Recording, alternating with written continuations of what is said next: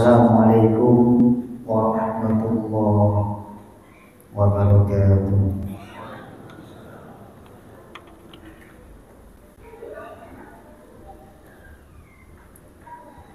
Alhamdulillah,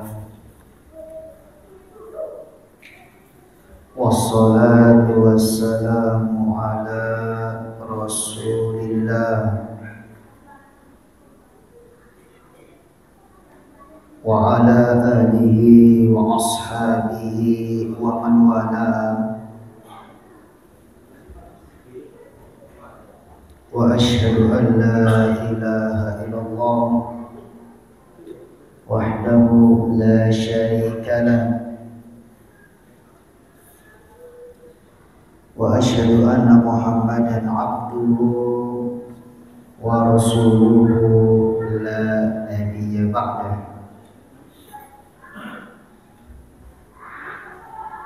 Amma ba'd, fa inna asdaqal hadithi kitabullah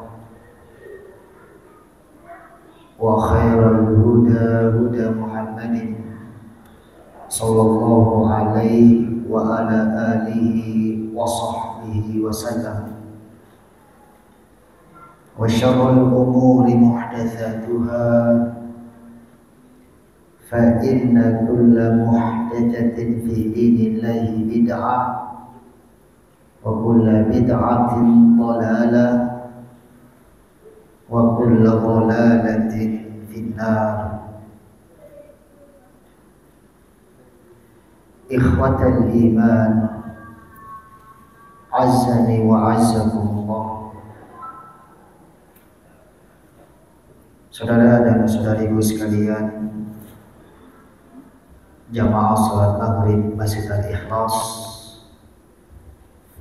yang saya hormati dan yang semoga senantiasa kita di dalam penjagaan Allah Subhanahu wa ta'ala.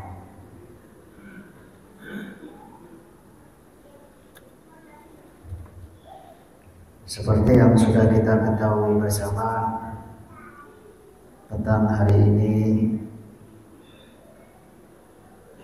insya Allah tabaraka wa ta'ala kita akan melanjutkan kembali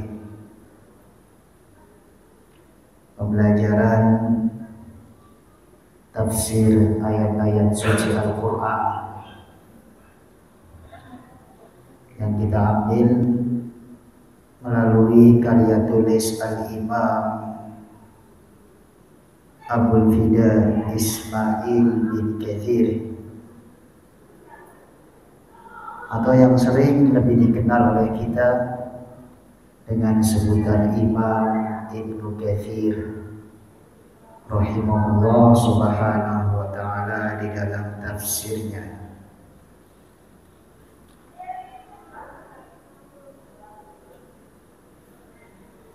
Ayyuhal ikhwah, azzani wa azzakumullah, jamaah salat maghrib Masjid Al-Ikhlas yang dimuliakan oleh Allah Subhanahu wa ta'ala. Terkait apa yang sudah kita pelajari ialah masih dalam penafsiran surat Al-Baqarah.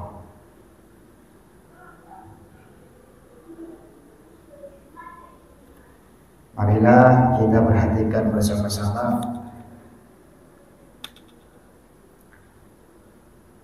sebagai kelanjutan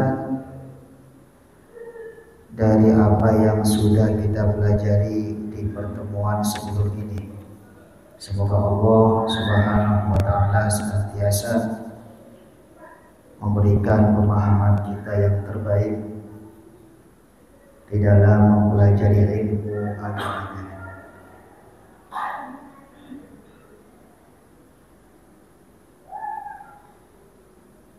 Allah Subhanahu wa ta'ala berfirman, A'udzu billahi minasy syaithanir rajim. Qad nara taqalluba wajhika fis samaa'i falanwalliyannaka qiblatan tardaha fawalli wajhaka syatral masjidil haram wa haitsu ma kuntum fawallu wujuhakum syatrah wa innal ladzina utul kitaba la ya'lamuna annahu al-haqqu min rabbihim wa ma Allahu bighafilin amma ya'malun.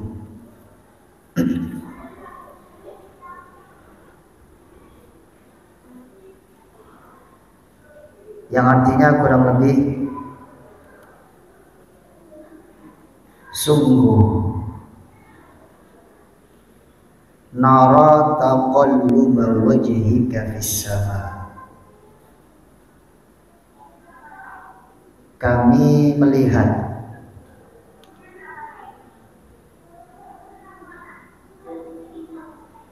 taqalluba wajhika,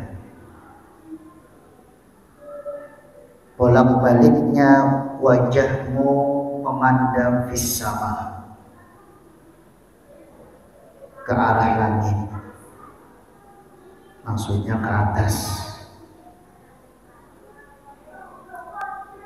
Falanuwalliyannaka qiblatan tardaha, maka kami akan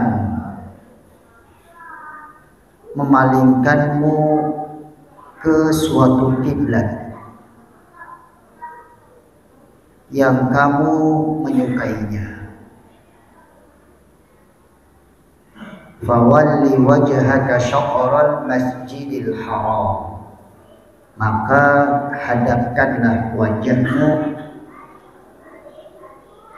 ke arah Masjidil Haram, Makkah Al-Mukarramah, wa haitsu ma kuntum, dimanapun kalian berada, fawallu wujuhakum syatrah, hadapkanlah wajah-wajah kalian ke arah Masjidil Haram. Wa innal ladzina utul kitab, dan sesungguhnya orang-orang yang diberi kitab dari kalangan Yahudi dan Nasrani, la ya'lamun, mereka sangat tahu, annahul haqqu, sesungguhnya pemindahan kiblat tersebut adalah kebenaran, min rabbihim, dari Rabb mereka, wa mallahu bighafilin amma ya'malun, dan Allah Subhanahu wa taala tidaklah lupa dari apa yang mereka kerjakan. Ayyuhal ikhwah azani wa azakumullah, saudaraku sekalian jamaah salat maghrib yang dimuliakan oleh Allah Subhanahu wa taala.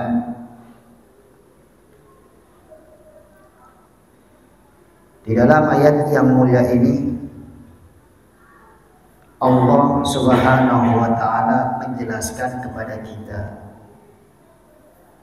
tentang keadaan Nabi besar Muhammad sallallahu alaihi wa ala alihi wa sahbihi wasallam, bahwasanya beliau menginginkan adanya perintah Allah Subhanahu wa taala dalam memindahkan kiblat dari Baitul Maqdis Palestina menjadi Ka'bah Baitullah Makkah Al-Mukarramah.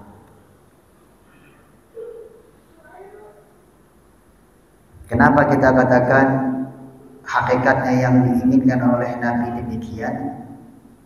Sebab Allah Subhanahu wa taala berfirman dalam ayat ini, qiblatan tardaha, kiblat yang kamu sukai. Maka Rasulullah memang mematuhi perintah Allah Subhanahu wa taala untuk sholat menghadap Baitul Maqdis. Di awal wajibnya turun wahyu sholat sampai beliau hijrah ke Madinah, itu pun tidak langsung adanya wahyu pemindahan apa? Kiblat.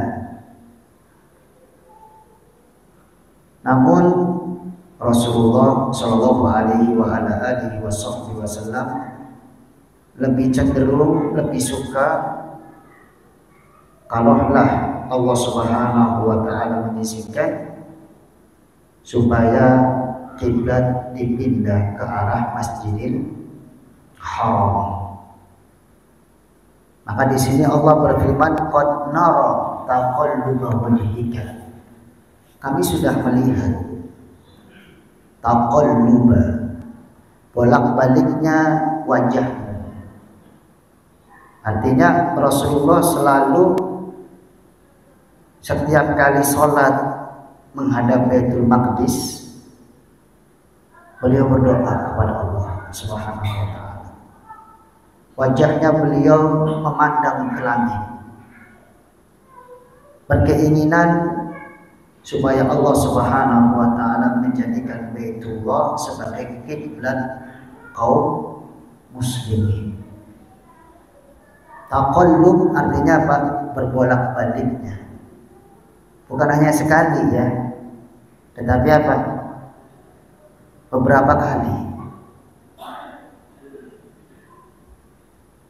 Hal ini dikuatkan sebagaimana yang dinyatakan oleh Imam Ibnu Katsir rahimahullah subhanahu wa ta'ala tentang asbabun nuzul ayat tersebut. Maka beliau berkata, warawa Ibnu Marduyah. Al-Imam Ibnu Marduyah, ini boleh dibaca Mardawih ya. Boleh juga dibaca apa? Marduyah. Ada sebagian orang yang mengatakan jangan dibaca Mardawih karena Rasulullah bersabda, waih ismu syaitan. Waih adalah apa? Nama setan. Namun hari ini yang rajih dhaif, sebagaimana didhaifkan oleh guru besar kami Fadilatul Syekh Al-Allamah Muqbil bin Hadi Al-Wadi'i rahimahullah subhanahu wa ta'ala. Maka tidak ada larangan bagi kita untuk menyebutkan seseorang dengan kalimat waih kalau memang namanya begitu. Marduya, Mardawai, Sibuya menjadi Sibawai. Tidak sekali dua kali saya mendengar guru besar kami rahmatullah alaih mengatakan tentang imam ahli bahasa, yaitu dengan menyebutnya Imam Sibawai rahimahullah subhanahu wa ta'ala. Diriwayatkan oleh Imam Mardawai atau Ibnu Mardawai dari Ikrimah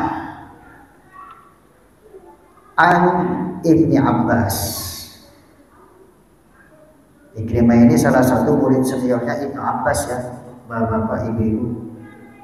Bahkan di antara murid yang paling tahu tentang riwayat tafsirnya Ibnu Abbas ialah Ikrimah rahimahullah subhanahu wa ta'ala, seorang ulama tabi'in.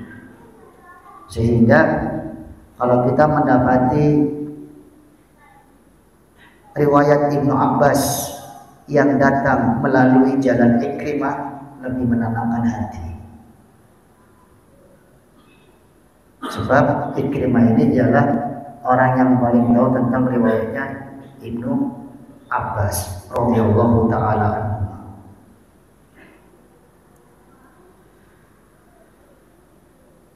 Al-Imam Ikrimah meriwayatkan dari Ibnu Abbas qala,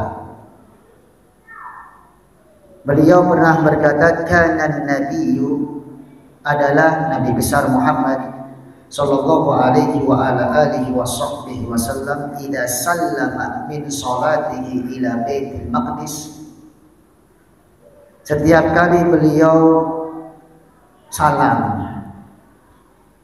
berarti selesai dari salat ya, menghadap ke Baitul Maqdis, rafa'a ra'sahu ila sama, beliau mengangkat kepalanya kemana?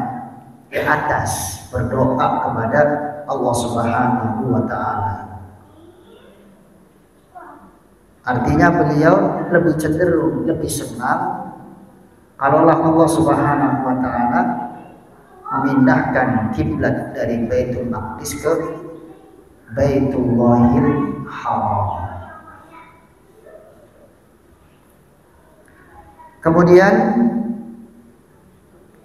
fa'anzalallahu tabaraka wa ta'ala hadhil ayah, maka karena kebiasaan Rasulullah setiap selesai sholat menghadap Baitul Maqdis, beliau mengangkat kepalanya ke atas, Allah Subhanahu wa ta'ala turunkan ayat ini, qad nara taqalluba wajhika fis sama, kami melihat wahai Muhammad, bolak-baliknya wajahmu memandang ke atas, apa yang kamu inginkan. Akhirnya Allah turunkan surat Al-Baqarah ayat yang ke-144 ini. Ikhwatal iman azani wa azakumullah. Ini asbabun nuzul yang pertama yang dihadirkan oleh Imam Ibnu Katsir rahmatullah alaih. Ternyata beliau juga menghadirkan asbabun nuzul yang kedua.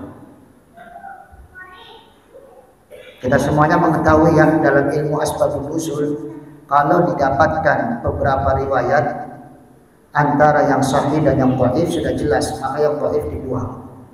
Yang dipakai ialah asbabun nuzul riwayat yang sahih.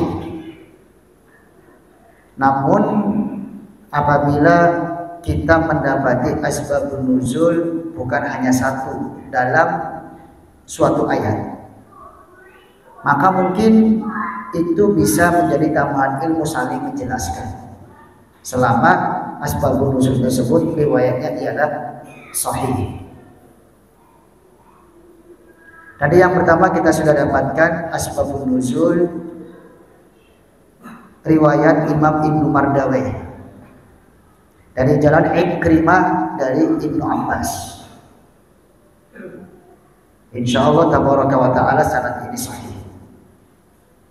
Yang kedua, Al-Imam Ibnu Katsir rahmatullah alaih menyebutkan riwayat Imam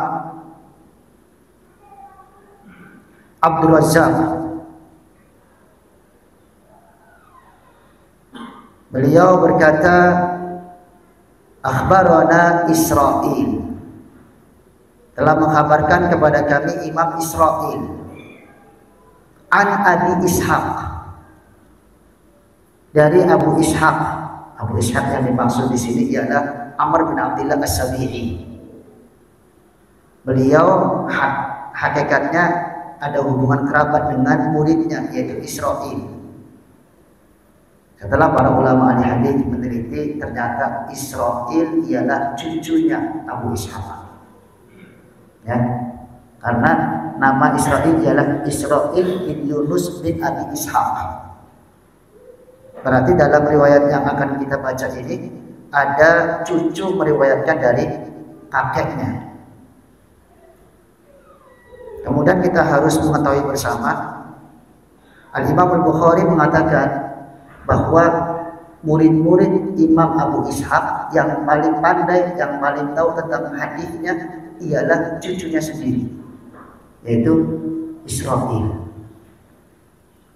Israil bin Yunus bin Abi Ishaq ialah ahli hadis yang paling tahu tentang riwayatnya Abu Ishaq, Amr bin Abdullah As-Sabi'i. Masya Allah, ternyata Imam Ibnu Katsir menghadirkan dua asbabun nuzul dari sanad emas. Yang pertama Ikrimah meriwayatkan dari Ibnu Abbas, ini tidak bisa diragukan. Yang kedua Israil bin Yunus bin Abi Ishaq meriwayatkan dari kakeknya, ini juga tidak bisa diragukan.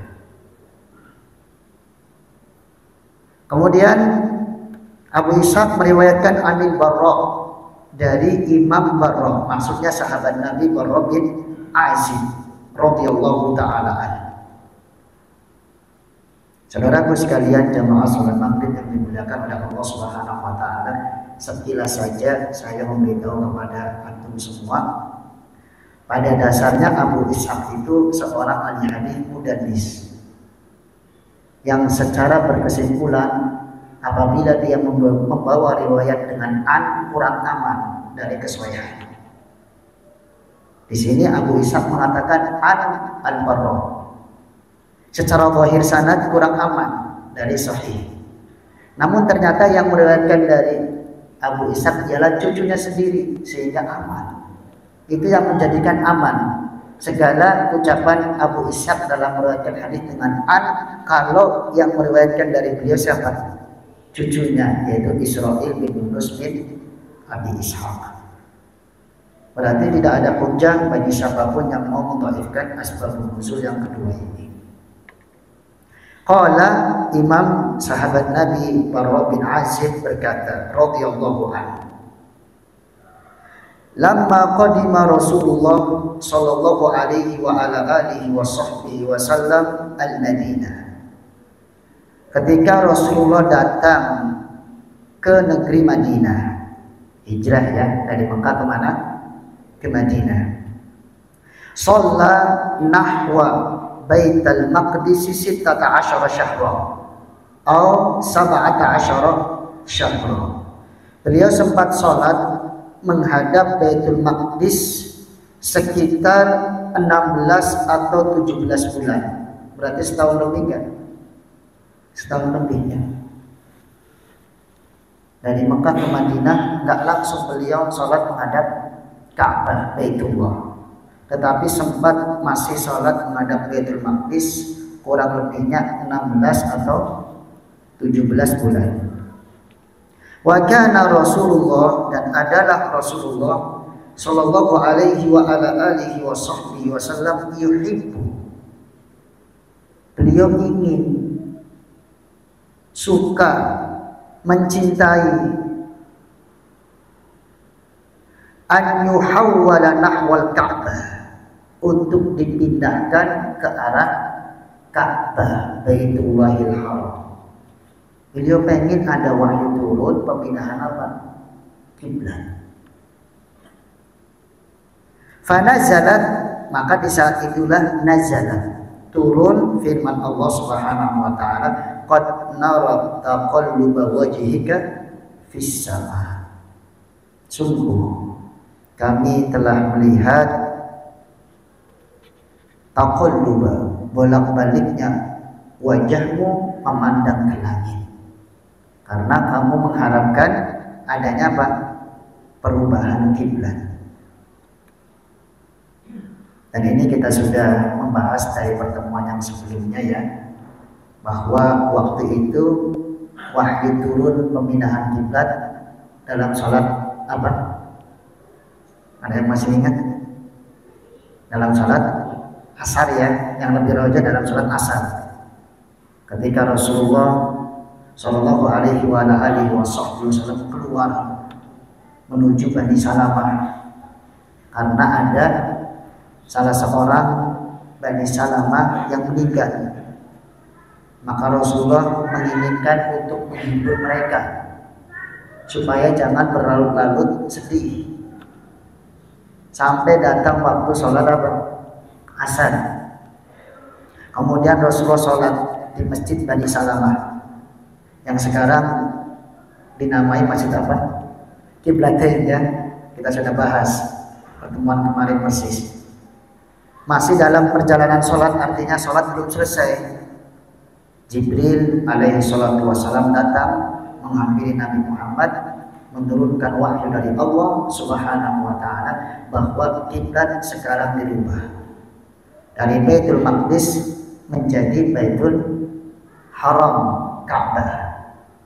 Pada saat itu Rasulullah langsung berputar 180 derajat menghadap ke Masjidil Haram.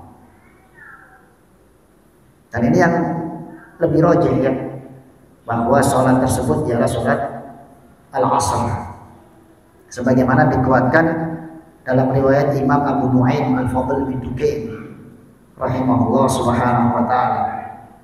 Abu Nuaim Fadl bin Dukain ialah guru besarnya Imam Ahmad dan Imam Yahya bin Ma'in rahimahullah subhanahu wa ta'ala. Beliau mengatakan dari sahabat Nabi Barra bin Azib, anna nabiyya shalla qibala Baitul Maqdis 16 syahran atau 17 syahran. Beliau sempat sholat awal beliau berada di Madinah menghadap Baitul Maqdis sekitar 16 atau 17 bulan. Artinya setahun lebih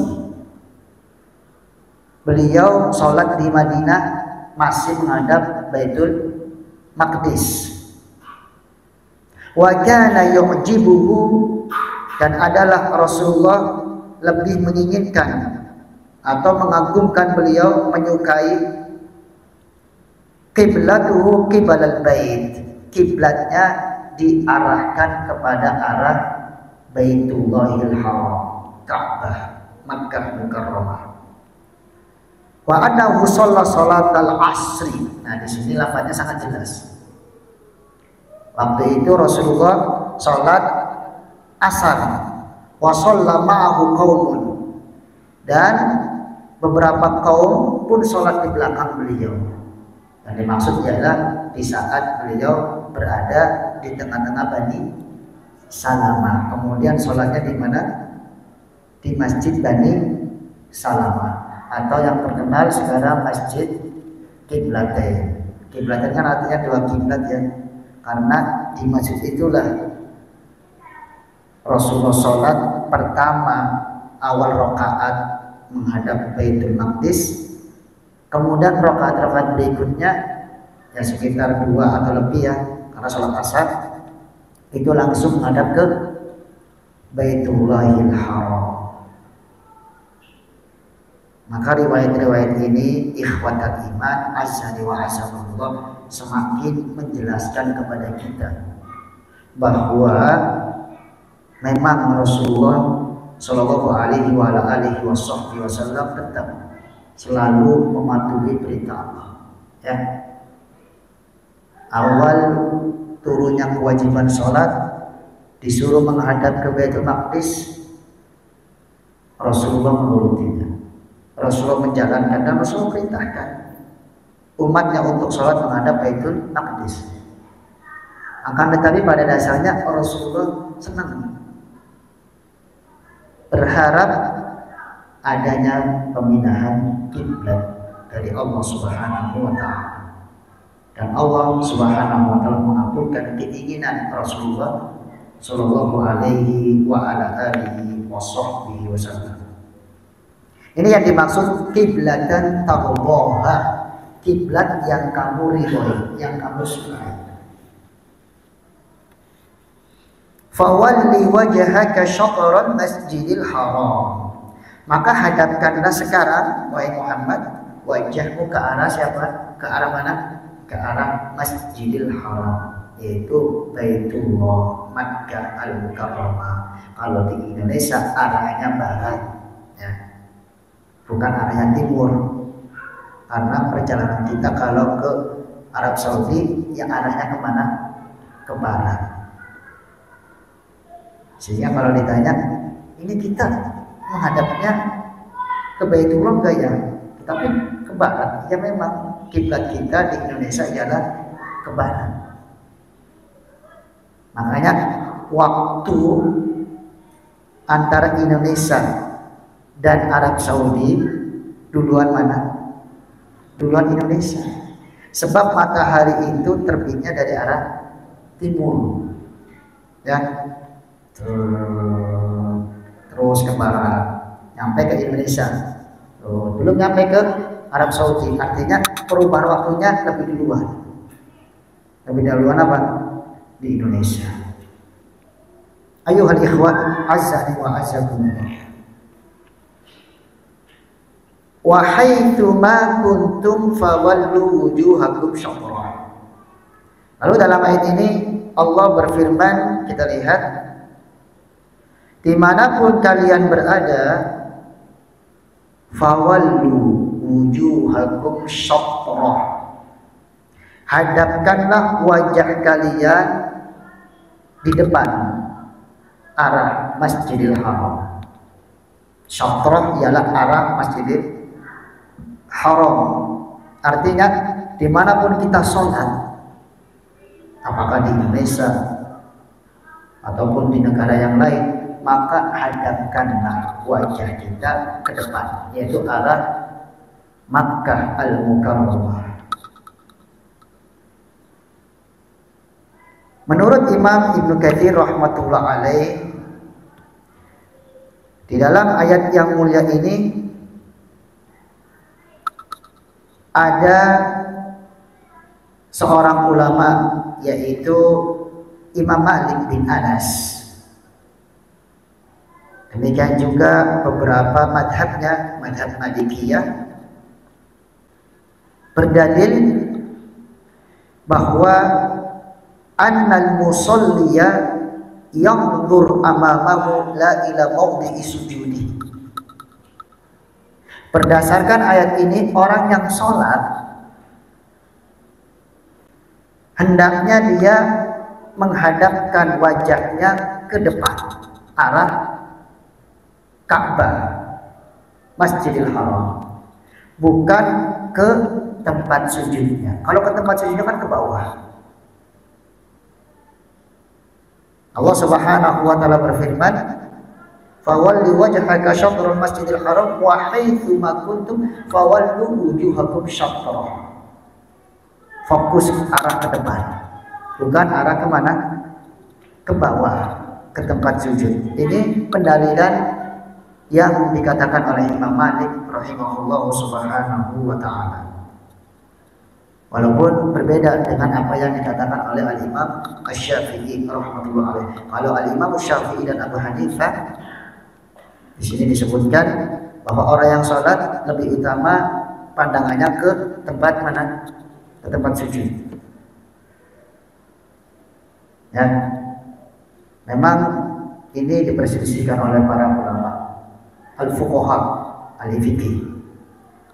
Ada yang mengatakan pandangan kita kalau sholat ke depan, bukan kemana? Ke bawah, dengan dalil ayat tersebut.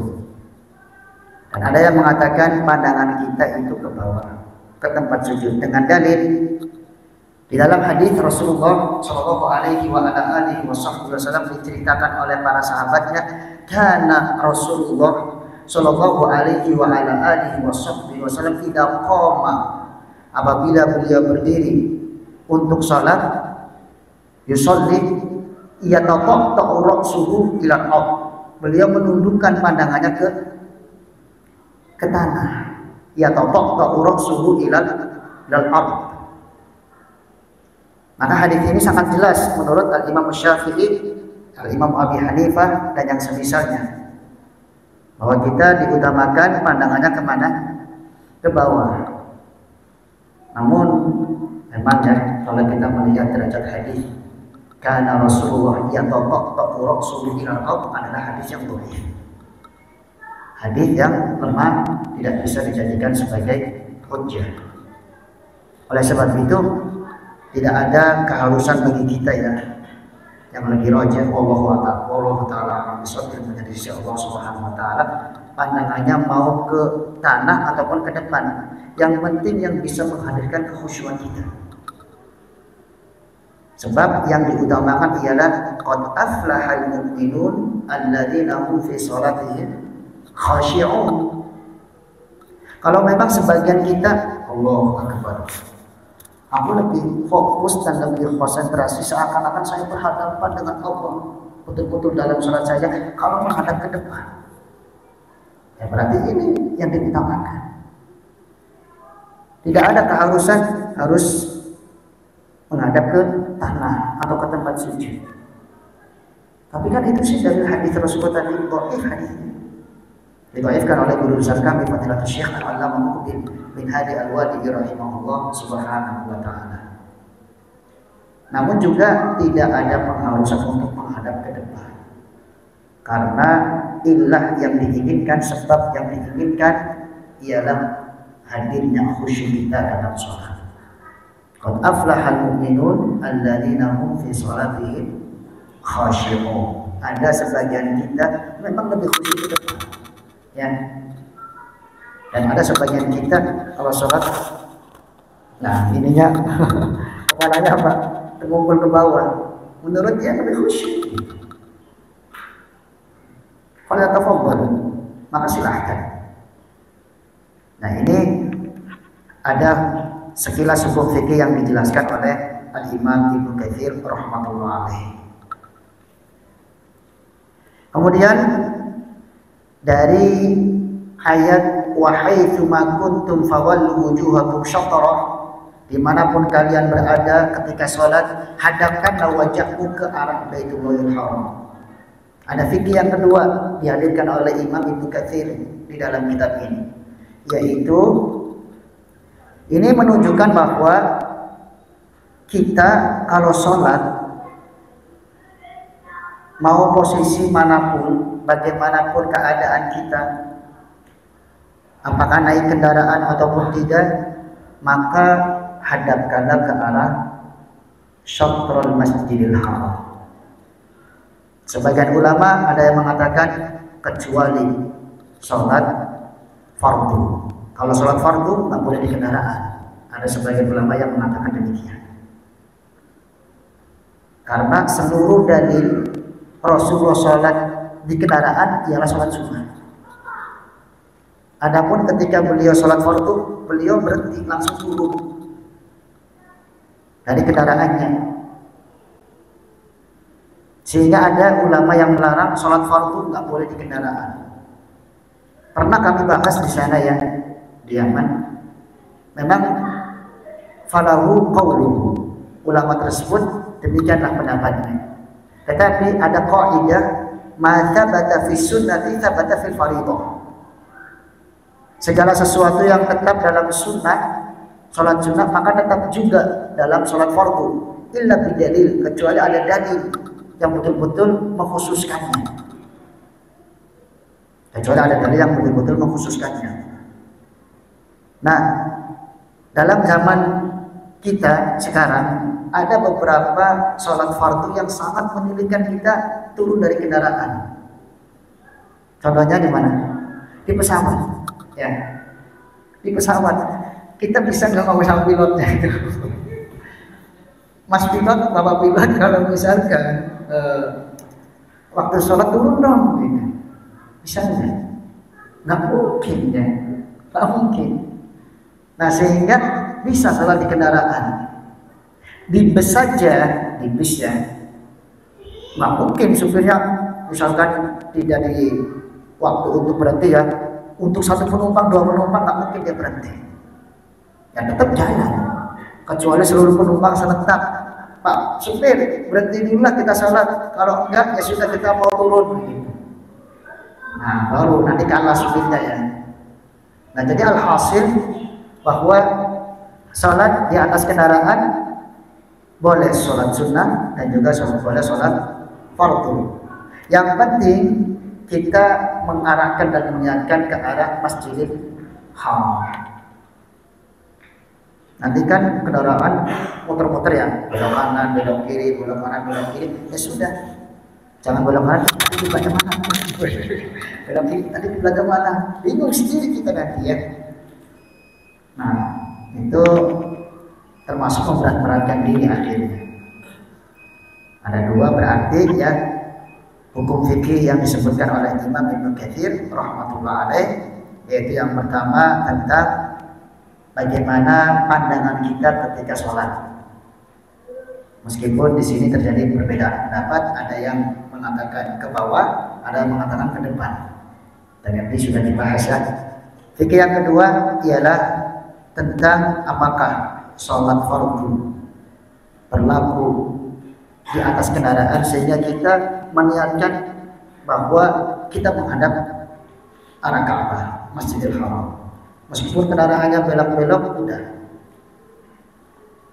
kita sudah meniatkan sholat dari awal untuk menghadap ke arah Masjidil Haram. Dan itu juga sudah kita bahas, alhamdulillah. Baik, tadi saya udah pesanin ya sama Ustaz Zulfa, katanya ini ada dulu. Kirain saya mau selesai terus sudah ya. Nah, kata Ustaz Zulfa, ya ada dulu deh. Kemudian nanti kita kasih kesempatan setelah ada, apabila ada yang mau bertanya, falyatafadhal.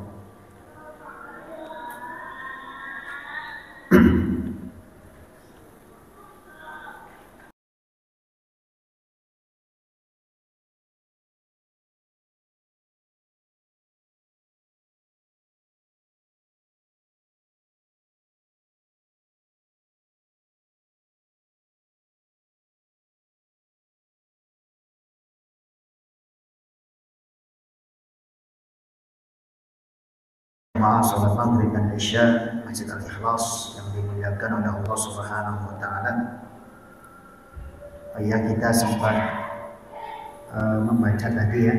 Ternyata ada yang kelewat, yaitu kalimat paling akhir.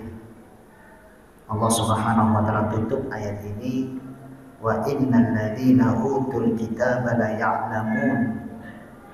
Sesungguhnya orang-orang yang diberi kitab Yahudi dan Nasrani la ya'lamu, sangatlah tahu.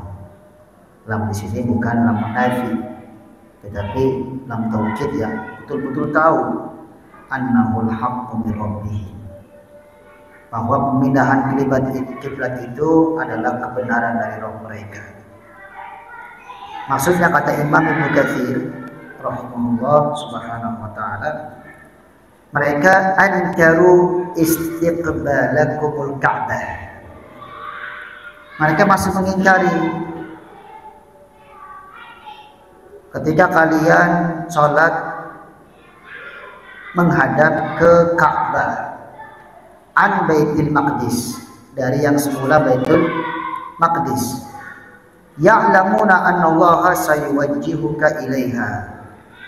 Dalam keadaan mereka memang sudah tahu, sudah paham bahwa Allah Subhanahu wa taala nanti akan memalingkannya ke Baitullahil Haram. Dari mana mereka tahu?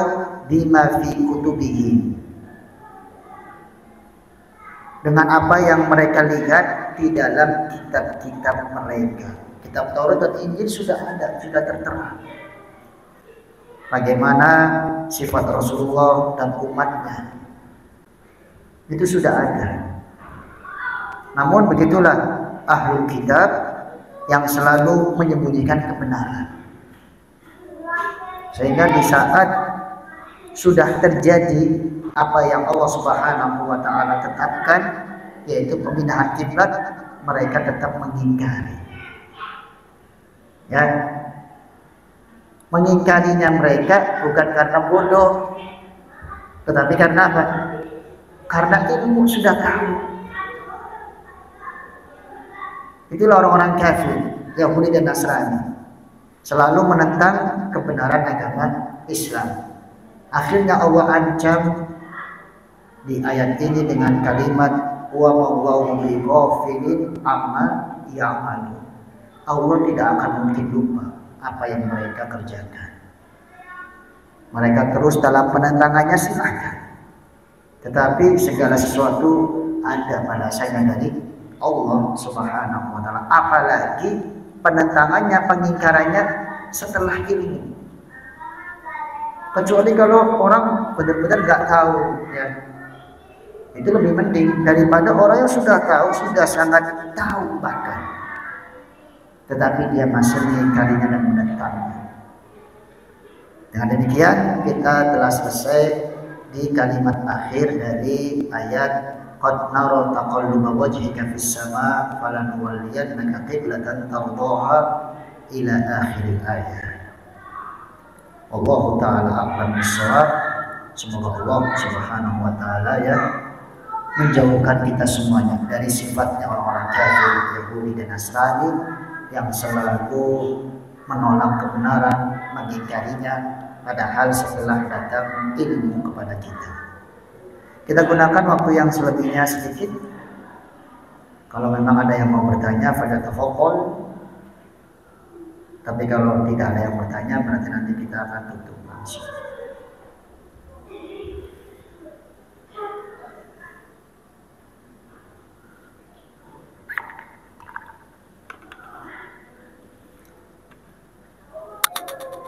Ya, silakan. Assalamualaikum.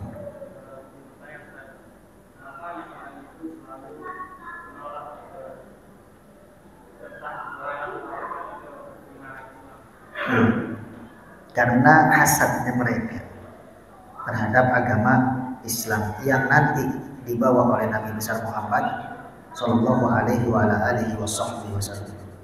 Di dalam surat Al-Baqarah ada ya, mereka itu kufaron hasadan, orang-orang yang kafir mengingkari hasadan min indi anfusihim, karena ada hasad, kedengkian yang mereka taruh di dalam jiwa-jiwa mereka. Ya dan bilang, makanya teman-teman mohon maaf saja ya, orang kalau jiwanya ada hasad berarti dia sakit jiwa. Apa sakit jiwa itu? Mengedan. Sangat bahaya. Penyakit yang sangat bahaya, karena penyakit ini penyakit tua. Bahkan dosa pertama yang dahulu iblis alaihi laknatullah bermaksiat di hadapan Allah Subhanahu wa taala.